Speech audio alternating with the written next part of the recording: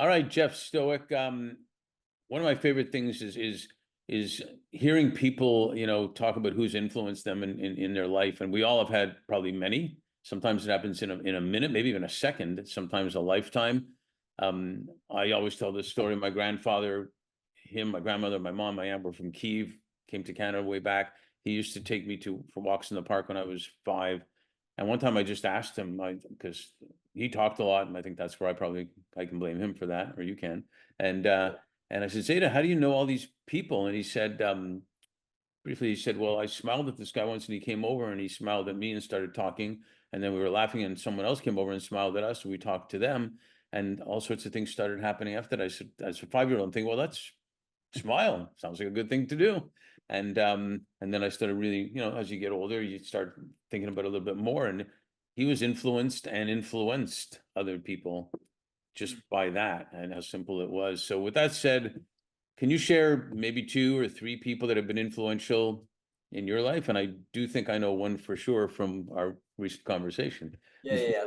Maybe a bit of retread, but yeah, my mother was an absolute hero in I think the best way possible. The life that she lived, she was so clear on her values. She was the most deeply content person. She was dedicated to service as a nurse and a citizen of the world.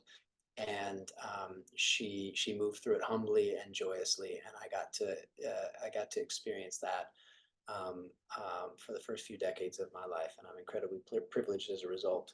And now I'm lucky to say that I've got a wife that carries that same spirit, that same zest, that same brilliance and brightness, and she challenges me every day in the best ways possible, making sure that I'm doing what my heart is called to do, and what's in service of the whole. But then on a professional level, it's interesting. Another woman here. There's something there. When I graduated from college, I was a pretty wayward spirit, right? I didn't really know where I was going or headed, and one connection led to the other, and all of a sudden I was on the streets of Cairo, Egypt, and got picked up by a college friend or acquaintance at that time, not even a friend really, just someone I knew from Cal, and her mother. And her mother turned out to be one of the greatest mentors I've ever had, a woman named Dr. Laila Iskandar. She was a Columbia-educated Egyptian who was ultimately recognized by the Goldman Environmental Prize, at the time sort of the Nobel Prize for the Environment, for her social and environmental work with the Zebelin, Christian Copts on the outskirts of Cairo, and how she basically formalized their donkey and cart hauling of garbage off the streets of Cairo, a city of 20 million people, right? She got them, basically turned them into a formalized and dignified sector that had tremendous value, right? Rather than taking this trash home and sorting it in their homes, right?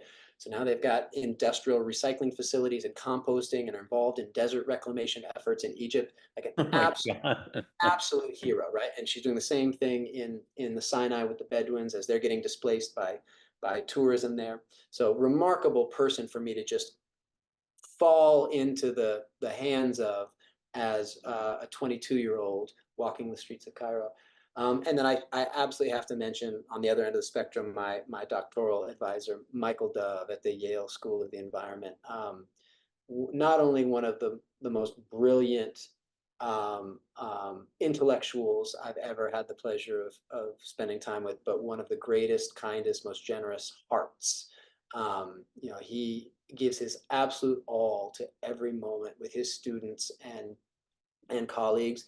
And he's the kind of guy that I feel like will fully appreciate his work in 5, 10, 15 years. He's that far ahead in the deep thinking and big thinking that he's doing. So I'd be remiss if I didn't reference him. Yeah, that's spectacular. You never know where they're going to come from, right? And which always leads me to say that we're all influencing people, whether we know it or not.